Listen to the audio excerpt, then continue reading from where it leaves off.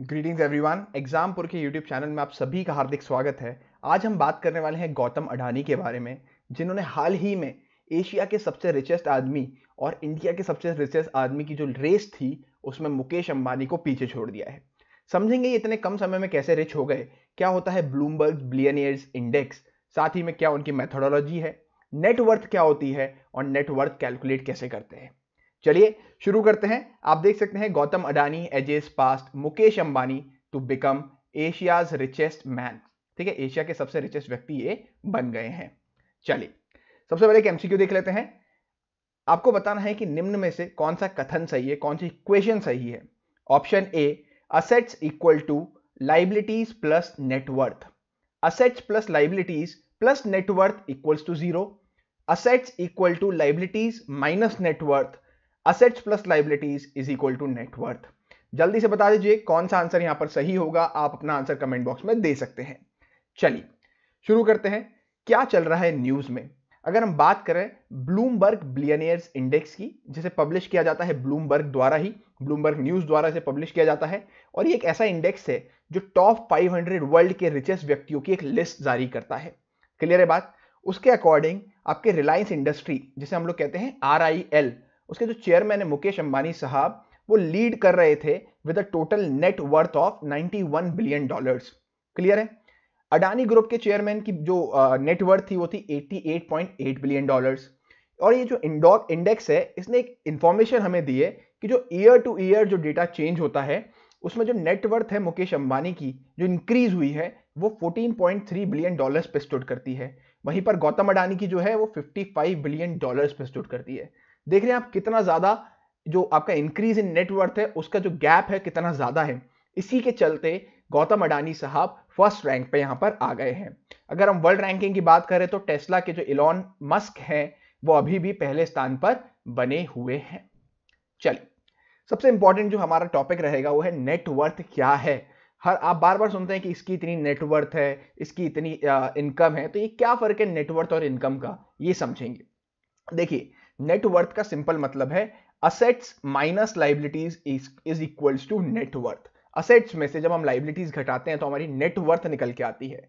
Assets क्या होते हैं? बेसिकली असेट्स वो होती हैं जो आपके पास चीजें हैं टेंजिबल, यानी आप जिनको छू सकते हैं, या इंटेंजिबल जैसे जिन्हें आप इजीली कैश में कन्वर्ट कर सकते हैं। बेसिकली इन शॉर्ट आपकी कमाई को हम लोग कहते हैं असेट्स, और लाइबिलिटीज मतलब आपकी जिम्मेदारियां। बेसिकली अगर आपको किसी को उधार दिया है, आपने आज किसी से उधार लिया है तो आपको वो पैसा वापस करना पड़ेगा, तो आपकी लाइबिलिटी कहलाएगी। छोटे से एग्जांपल से समझेंगे। अगर आपने बहुत सालों से मेहनत करने के बाद 1 लाख रुपए कमाए हैं और आपने 50,000 रुपए किसी से उधार लिए थे, अब वो 50,000 रुपए आपने दे दिए अगर किसी को, तो आपके असेट्स हो गए 1 लाख, 50,000 आपकी लाइबिलिटीज माइनस कर दी, तो आपकी जो नेट वर्थ आएगी वो 50,000 रुपए आएगी। समझ में आया। चलिए एनडब्ल्यूसी होता है आपका जो नेट वर्थ करेंट में है, और एनडब्ल्यूपी होता है जो आपकी नेटवर्थ पास्ट में, मतलब पिछले साल जो आपकी नेटवर्थ थी और इस साल करंट वाली जो नेटवर्थ है उसमें से अगर हम घटा दे पास्ट वाली को, राइट, तो हमारी आ जाती है नेटवर्थ इंक्रीज। आपका कितना जो नेटवर्थ है उसमें बढ़ोतरी हुई है। क्लियर। चलिए इनकम को समझेंगे। जो आपका नेटवर्थ इंक्रीज होता है, पिछले साल आपकी जो इनकम थी और पिछले साल जो आपकी नेटवर्थ थी उससे इस साल कितनी ज्यादा है, वो जो इंक्रीज है, प्लस आपके लिविंग एक्सपेंसेस जो आपने इस एक साल में खर्चा किया है, जब उनको हम जोड़ देते हैं तो कुल मिला के आपकी क्या निकल के आती है, यहां पर इनकम निकल के आ जाती है। क्लियर है बात। समझ में आया नेटवर्थ क्या है। ऑलराइट। चलिए समझेंगे कि अमीर हुए कैसे। अडानी साहब ने अभी रिसेंटली 3 एयरपोर्ट, इन्हें जो इनके एयरपोर्ट्स उन्होंने अपने हाथ में किए हैं, एयरपोर्ट अथॉरिटी ऑफ इंडिया से जो लिए हैं उन्होंने उनको पेमेंट किया है और उनसे एयरपोर्ट्स अपने कब्जे में लिए हैं। तो बेसिकली ये क्या है, अडानी साहब के असेट्स ही हैं। और ऐसा क्यों हो रहा है ये मैंने आपको बताया था अपने वीडियो में, क्योंकि जो प्राइवेट प्लेयर्स होते हैं PPP मॉडल के अंतर्गत सरकार अपने एयरपोर्ट जो है वो किसको दे रही है, प्राइवेट प्लेयर्स को, ताकि सर्विसेज और बेहतर हो सके। जो एयरपोर्ट जो लॉस मेकिंग में थे वो प्रॉफिट मेकिंग में आ सके। ऑलराइट। इसी के चलते आप देख सकते हैं अडानी साहब ने 2400 करोड़, लगभग 2400 करोड़ रुपए AAI को दिए हैं, जिससे उनको 6 एयरपोर्ट्स का पोजीशन यहां पर मिल गया है। हालांकि टोटल 7 एयरपोर्ट्स अब इनके कब्जे में हो गए हैं अडानी ग्रुप के। ऑलराइट। चलिए हाइलाइट्स पे बात करेंगे। पिछले 20 माह में, जो पिछले लास्ट 20 मंथ्स थे, उसमें जो गौतम अडानी साहब की जो नेटवर्थ में बढ़ोतरी हुई है वो ही है लगभग 1800% से, राइट, 1800% से $83.89 बिलियन। वहीं पर अंबानी साहब की जो नेटवर्थ इंक्रीज हुई है वो है 250% से, यानी $54.7 बिलियन।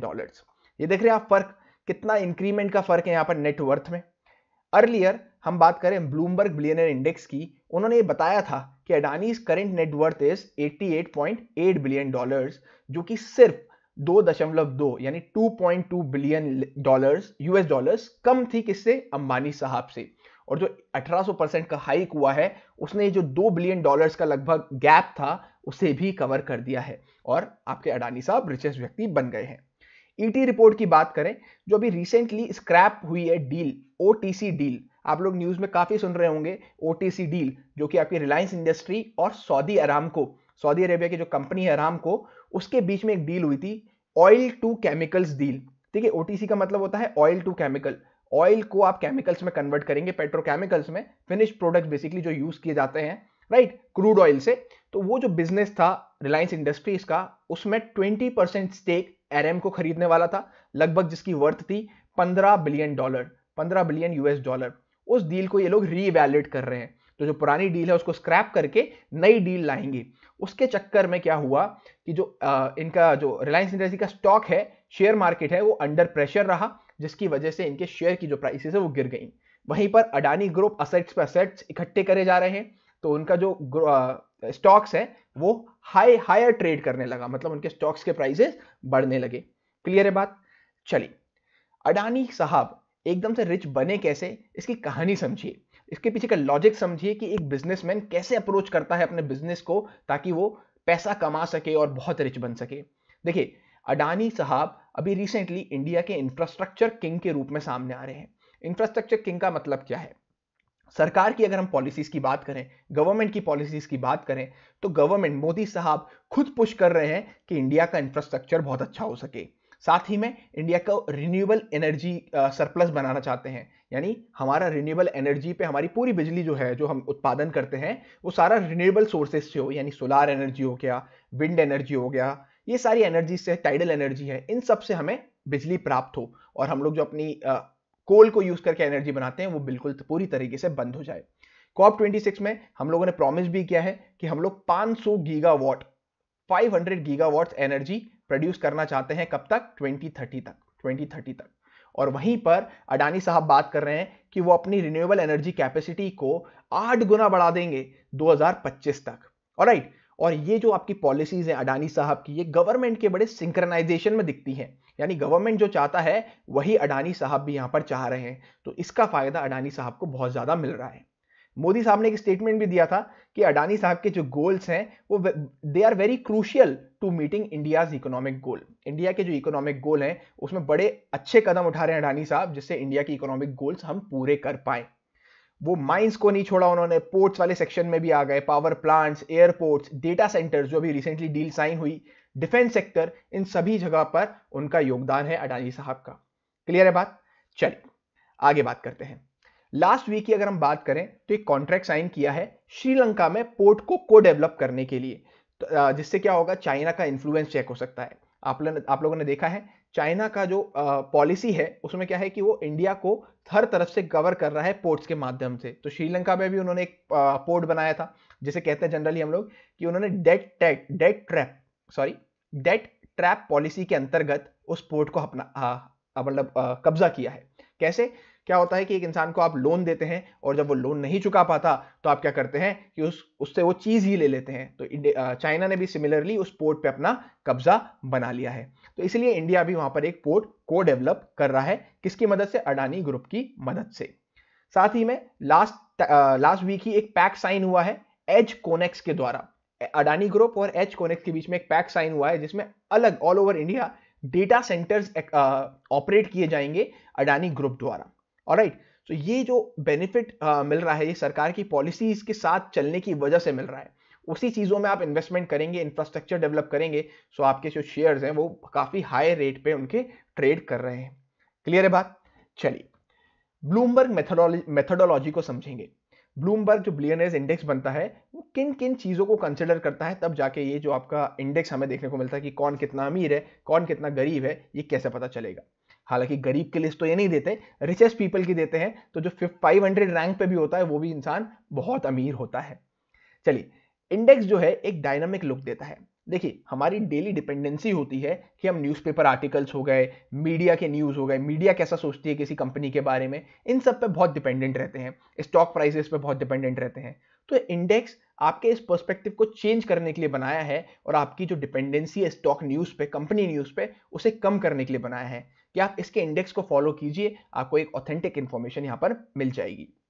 साथ ही में एक इंडिविजुअल की वेल्थ को कैलकुलेट कैसे करता है, ये अलग अलग चीजों का मिक्सचर होता है। यहाँ पे पब्लिक और प्राइवेट डेटा को ये कंसिडर करता है, स्टॉक प्राइसेस को कंसिडर करता है, पब्लिक डिस्क्लोज होल्डिंग्स को भी ये कैलकुलेट करता है, तब जाके एक इंडिविजुअल की नेट वर्थ यहाँ पर ये कैलकुलेट कर पाते हैं। साथ ही में जो वैल्यूएशन यहाँ पर निकल के आती हैं उसे यूएस डॉलर में कन्वर्ट कर लिया जाता है करंट एक्सचेंज रेट्स पे, जिसमें कोई भी अजम्पशन इंक्लूड नहीं होता। जो आपकी पर्सनल डेट होती है उसका कोई भी अजम्पशन यहाँ पर आपको देख। चलिए, साथ ही में हम लोग बात करेंगे कि कौन और इंडियंस है, कौन ऐसे रिच इंडियंस है जिन्होंने लिस्ट में अपना नाम बनाया है, जगह बनाई है। देखिए, प्रोमिनेंट नेम्स में अगर हम बात करें तो हमारे विप्रो चेयरमैन अजीम प्रेम जी को 34th प्लेस मिली है, यानी 34वां स्थान उनको यहां पर मिला है। वहीं पर एचसीएल फाउंडर की बात करें शिव नडार, उन्हें 54th प्लेस मिली है। और डीमार्ट फाउंडर राधा किशन दमानी, जो काफी चर्चा का विषय रहे थे कि कैसे 12वीं फेल व्यक्ति 1200 करोड़ का मालिक कैसे बन गया, ये है राधा किशन दमानी, जिन्हें 64th प्लेस यहां पर ब्लूमबर्ग बिलियनर्स इंडेक्स में वर्ल्ड रैंकिंग में यहां पर इन्होंने अपनी जगह बनाई है। ये है आपके शिव नडार, जो कि किसके चेयरमैन है, एचसीएल फाउंडर है, राइट। और विप्रो के चेयरमैन आपके अजीम प्रेम जी। साथ ही में वर्ल्ड के टॉप 5 रिचेस्ट पीपल की हम लोग बात करें तो मोस्टली आपको देखने को मिलेंगे यहाँ पे यूनाइटेड स्टेट्स से, राइट। सबसे पहले हैं आपके एलॉन मस्क, दूसरे नंबर पे आते हैं जेफ बेजोस, थर्ड पे आते हैं बर्नार्ड अर्नोल्ड जो कि फ्रांस के हैं, साथ ही में फोर्थ पे बिल गेट्स एंड फिफ्थ पे लैरी पेज। ऑलराइट, चलिए जल्दी से हमारे एमसीक्यू का आंसर देख लेते हैं। आपको अभी तक इसका आंसर समझ में आ गया होगा। यहां पर हमारा आंसर बनेगा option number 1, assets equal to liabilities plus net worth. अगर हम लोग सिंपल मैथ्स का फंडा लगाएं तो लाइबिलिटीज को जब हम इक्वल्स टू के इधर ट्रांसफर करेंगे तो ये हो जाएगा आपका assets minus liabilities equals to net worth, जो कि हम लोगों ने अभी देखा था। आपकी जो भी कमाई है उसमें से आपकी जिम्मेदारी, आपके उधार जो आपको देना है किसी उधार जो चुकाना है आपको, वो माइनस कर देंगे तो आपका नेटवर्थ यहां पर निकल के आ जाएगा। क्लियर है बात? आशा करता हूं दोस्तों आपको ये वीडियो पसंद आया होगा। See you guys in the next video. जय हिंद, जय भारत।